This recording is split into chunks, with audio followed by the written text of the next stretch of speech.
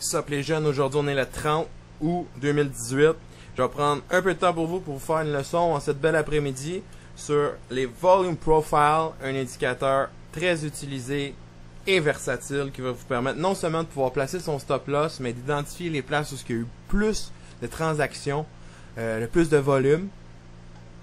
Et comme vous l'avez deviné, CryptoBab à l'appareil.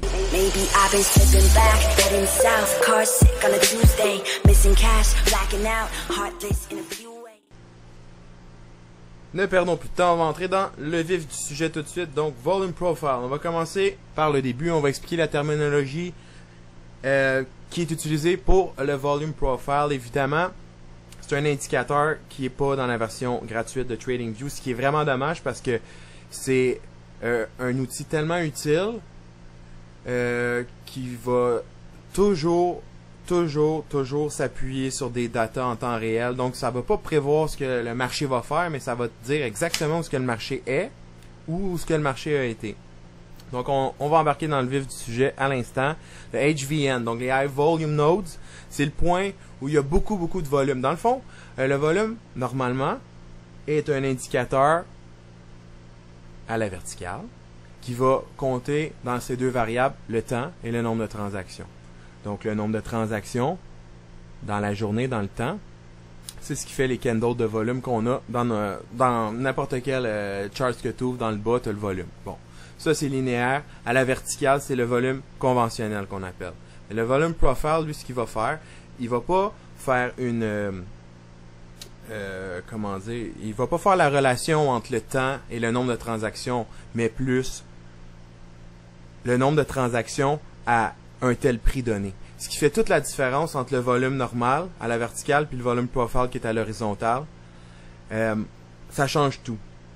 Donc le volume profile va pouvoir nous dire à quel point il y a eu combien de transactions à un prix donné versus combien il y a eu de transactions données dans un temps. Ce qui fait, encore une fois, toute la différence. Donc, on retourne aux terminologies. HVN, High Volume Node, donc c'est des points où il y a des grands fluctuations en volume, donc beaucoup de transactions. Donc, si on regarderait ici vite, on pourrait dire que c'est ceux-là, ça serait tous des High Volume Nodes. Ici, des High Volume Nodes encore, il y en aurait une là. On passe au suivant, LVN, Low Volume Nodes. Le point où il y a peu de volume dans le profil, c'est la même chose qu'un High Volume Node, mais où il n'y en a pas. Donc, tous les creux qu'on voit, ce serait des Low Volume Nodes. Les prix ont tendance à plus défoncer cette partie-là rapidement. S'il y a High Volume Node, ça va faire une résistance ou un support. Donc, le prix a moins tendance à aller à travers tout ça rapidement. Le VA, c'est la Value Area, où ce que 70% du volume a eu lieu dans le profil. Donc, si on regarde, il y a une petite partie qui est ombragée. Là, l'autre bord, il n'y en a pas. Mais c'est la partie ombragée, ça ne fait pas partie du Value Area. La partie du Value Area, c'est la partie qu'on voit claire et nette. Donc, parfois, dans le Volume Profile, on va voir qu'il y a un côté grisagé au-dessus ou en dessous. Tout dépendant. Le Volume Profile, il évolue à chaque fois qu'il y a un candle. À chaque fois qu'il y a du data, il va évoluer. Comme dans n'importe quoi, le RSI, le MACD, whatever. Donc, c'est quelque chose qui va évoluer. C'est important de garder ça en tête tout le temps. On va finir ça avec le POC, donc le Point of Control, dans le fond, un des trucs que les gens utilisent le plus. C'est le point où il y a eu le plus de volume dans tout le profile. Donc, ici, on verrait que ce serait là. Il y a une ligne qui apparaît automatiquement. Je vais vous montrer ça quand on va l'appliquer sur une chart. Et là, je vais juste faire la théorie pour commencer. Donc, voici la terminologie pour le Volume Profile. On va enchaîner tout de suite avec... Toujours dans le Volume Profile, évidemment, il y a un terme qui s'appelle la clearance. C'est une agglomération d'LVN. Donc, évidemment, les Low Volume Nodes, comme qu'on a appris dans le dernier segment, c'est la place où il y a eu le moins de transactions à un certain prix. Donc, si on voit plusieurs Low Volume Nodes d'affilée, comme ici, juste en dessous du High Volume Nodes, on pourrait spéculer comme quoi que une fois, si le prix réussit à descendre au-delà du High Volume Node, il va défoncer toutes les LVN qui sont toutes agglomérées une à côté de l'autre. Ce qu'on appelle la clearance. Donc, ça, c'est très important quand on veut venir placer son stop loss. Évidemment, tout dépendant si c'est long ou short, ça va varier, mais on va y aller dans dans un exemple où ce qu'on serait long, donc on voudrait que le prix monte, donc on achèterait bas. Là, le prix, mettons, il est ici. On voudrait chercher un target. Évidemment, toutes les low volume nodes, on pourrait spéculer comme quoi que le prix va défoncer. Donc, on pourrait venir chercher notre target avec le volume profile, notre stop loss avec le volume profile. Puis, on a déterminé que juste avant les high volume nodes, on va venir chercher notre target, on va prendre notre profit parce qu'il y a beaucoup moins de chances que le volume défonce le high volume nodes par la suite. Même chose pour un stop loss. Mettons, tu as acheté en haut ici. Tu sais qu'ici, il y a beaucoup de low volume nodes. Si le prix il descend à partir de ce point-là, ici, où c'est le dernier high volume node, tu sais que le prix risque de tout défoncer ça jusqu'à cette partie-là. Donc, mettons que tu as acheté dans ce coin-là, tu pourrais mettre ton stop loss au dernier high volume node ou juste en dessous. En fait, juste au-dessus de l'agglomération de low volume node.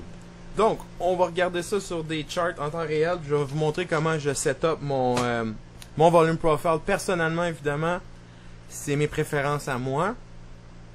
Vous pouvez toujours jouer avec ça, les tweaker pour qu'ils soient à votre style, plus adaptés pour vous. Mais ce que je vous montre, c'est à la CryptoBab. Donc, on va aller checker notre indicateur. On va aller dans volume profile.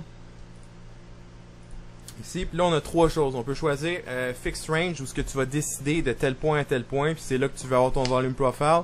Session Volume ou Visible Range. Visible Range, c'est où ce que tu regardes. Ça, je vais vous en montrer un en Session, puis un en Visible Range. Ça, c'est Session. On va aller sur l'autre chart. J'avais préparé deux charts pour ça. Donc, on va retourner Volume Profile, puis celle-là, ça va être Visible Range, comme que je prends d'habitude. On va retourner à l'autre. On va commencer par la session. Après ça, on va aller au Visible Range. Donc, là, présentement, j'ai un Volume Profile qui vient d'apparaître sur ma chart. Puis vous voyez à quel point c'est sectionné ici. Donc, c'est en session. Une session, c'est une journée. Fait que c'est au jour. Fait que plus qu'on va augmenter dans le time frame, plus que les sessions ont l'air plus petites, puis moins que tu as d'informations pour jouer.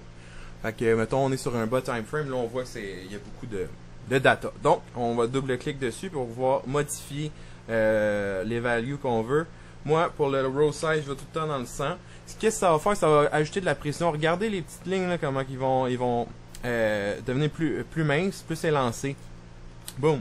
Fait que là, on a beaucoup plus de précision au niveau des HVN puis des LVN. Puis encore une fois, je vous dis, c'est mes préférences à moi. Là, vous pouvez jouer avec ça. J'ai déjà essayé à 150 avant. Je trouvais que c'était un petit peu trop intense. Là ça vient trop petit, trop précis pour rien. Quand on fait du charting, on veut jamais trouver le prix du changement. On veut trouver à peu près le area où il y a quelque chose qui va arriver. Donc on sait qu'il y a une résistance à tel prix ici, mettons le top là, du move. Ben évidemment, c'est pas exactement à ce prix-là que le mouvement va se passer, qu'il va être soit pété, il va reprendre en résistance, puis c'est parti, il va péter à résistance, soit il va revenir, il va chercher un support, on sait pas. Par contre, on va utiliser plus un range, on va jamais utiliser un prix en tant que tel. Voilà pourquoi j'aime mieux avoir 100 rows que 150 rows. Donc, pour continuer là-dessus, moi le POC rouge, je sais pas pourquoi, j'aime pas ça. POC, j'y vais vert. Puis la ligne pleine, ça m'énerve, fait que j'y vais en ligne comme ça. POC, Point of Control, la place où il y a le plus eu de transactions à tel prix. Donc ici, on le voit, c'est très très clair, c'est ici. Qu'est-ce que tu peux dire, évidemment, c'est que à ce point-là, ça va agir comme résistance ou comme support. Ici, on peut voir que ça n'a pas fonctionné du tout pour cette particulière, ce move-là. Ça a juste défoncé, point. Mais en même temps, faut pas oublier qu'on est sur 5 minutes. Qu'est-ce que j'aime faire, moi, généralement?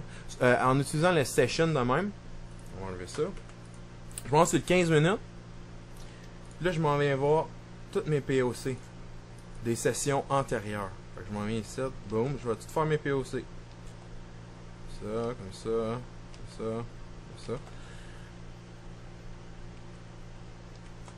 Ce qui va me donner les endroits sur mon chart où ce que je sais qu'il y a eu le plus de transactions dans les derniers jours. Puis si on regarde vraiment le price action, on va voir que le prix, il valse, il arrête à ces lignes-là ou dans l'area de ces lignes-là. Donc on voit ici la place où ce qui a travaillé, il y a eu beaucoup de price action là. C'est là qu'il y a le POC. Et en même temps, c'est ça le POC. Fait que ça c'est normal. Donc on va utiliser ces places-là pour trouver nos stop loss, trouver nos targets. Puis en même temps, ça nous donne visuellement une belle représentation d'où ce que le price va arriver. Donc là, on voit tout de suite que sur le 15 minutes, BTC, USD, Bitfinex, il a défoncé le POC de là 3 jours. Là, ouais, 3 jours à peu près. Puis là, il s'en vient l'utiliser comme support. S'il vient le reteste, il le prend comme support, puis il repart. Ça, on pourrait identifier ça comme un strong support. Puis une fois que le prix il a dépassé, tu utilises ça comme stop loss. On regarde juste en haut ici. On voit qu'il y a eu un POC, un point of control en haut. Donc il y a eu beaucoup de transactions rendues là. Fait que, target, boom. Tu as ton stop loss grâce au volume profile. Tu peux faire tes targets grâce au volume profile. Moi, je combine ça avec le Fibonacci Retracement Tool, mais j'ai pas fait de petits cours, petites leçons là-dessus, fait que je vais pas l'intégrer tout de suite, ça va être trop d'un coup pour vous autres. Donc, aujourd'hui, je vais me concentrer juste sur le volume profile, puis on va checker ça une autre fois. Je vais faire une autre leçon pour le Fibonacci, mais les deux ensemble, ça va très bien. Donc ça, c'est pas mal un beau overview du Session Volume Profile. C'est comme ça que j'utilise. Là, on va aller dans un plus court time frame. On va aller plus dans le 3 minutes. Mais si vous remarquez, c'est pas la même game ici, c'est pas sur le session, c'est pas en session d'une journée ou en carré défini, c'est à droite de mon écran. Puis si je dézoome, ça va varier tout le temps les données. Donc c'est vraiment le visible range. Qu'est-ce que je vois à gauche jusqu'à qu'est-ce que je vois à droite, c'est les données qu'ils vont prendre pour faire mon volume profile. Donc même chose, je suis pas bien complexe, j'essaie de garder les choses simples tout le temps. Donc c'est bon à 1000, on va y aller plus à 100, parfait. Dans le style, même chose. Moi, j'aime bien le POC vert en ligne non continue. C'est ce que j'aime. Parfait. Donc, encore une fois, pas mal la même chose que tantôt, sauf que là, ça va varier. Mettons, je veux juste savoir savoir le POC d'ici et où, mais en même temps, moins que tu as de data, moins que ton volume profile est utile. Des indicateurs, c'est utile quand il y a beaucoup de données dedans. Puis c'est pour ça que j'utilise plus mes lignes du 4 heures, du 15 minutes sur la session pour me fier que le volume profile comme ça, visible range. Par contre, l'avoir sur le côté comme ça, c'est bien utile quand tu es dans des plus petits time frames. Ça t'aide à trouver les zones de liquidité ou ce qu'il n'y en a pas. Si je regarde, mettons, dans le 5 minutes ici, je recule à peine pour avoir une bonne idée du momentum du moment. Puis en partant, je peux voir qu'ici, il y a une clairance juste là. Fait que si je veux être long ici, j'achète long, mais je pourrais mettre mon stop juste avant les LVN dans ce point-là, tu sais. Mais en même temps, c'est valide sur le 5 minutes. Là, je suis sur le 5 minutes. Fait que, ça, c'est des low volume notes, encore une fois, sur le visible range. Là. Fait qu'on peut pas... Tu sais, les indicateurs, c'est pas magique. C'est jamais magique. C'est jamais l'indicateur qui va faire que tu vas être profitable. C'est le trader en arrière. Comment tu utilises ça. Donc, tu vas combiner ça avec plusieurs choses. Évidemment, tu arrives, ton RSI est complètement overbought en haut. C'est sûr que ça va descendre, mais là, tu regardes avec ton volume profile, où est-ce qu'il y a des low volume nodes, où est-ce que le prix risque de défoncer. Tu as envie de mettre tes stop buy direct là. Donc c'est versatile, c'est ce que je voulais vous démontrer. Le volume profile, c'est vraiment versatile. C'est un outil que j'adore, que j'utilise beaucoup. Puis vous l'essayerez, vous m'en donnerez des nouvelles. C'est tout pour aujourd'hui, pour la petite leçon. Comme j'ai dit pas mal à chaque vidéo, lâchez-moi un like et subscribe, j'apprécie beaucoup. J'ai créé un Discord où je vais créer la plus grande équipe de traders francophones possible. Venez me voir là-dessus, je laisse le lien en bas, venez me poser des questions, venez participer. Dans le fond, c'est ça mon but, moi, c'est de pouvoir me créer une équipe de traders qu'on va tous ensemble pouvoir se faire plein de bread. Et sur ce, je vous souhaite une excellente journée. Peace!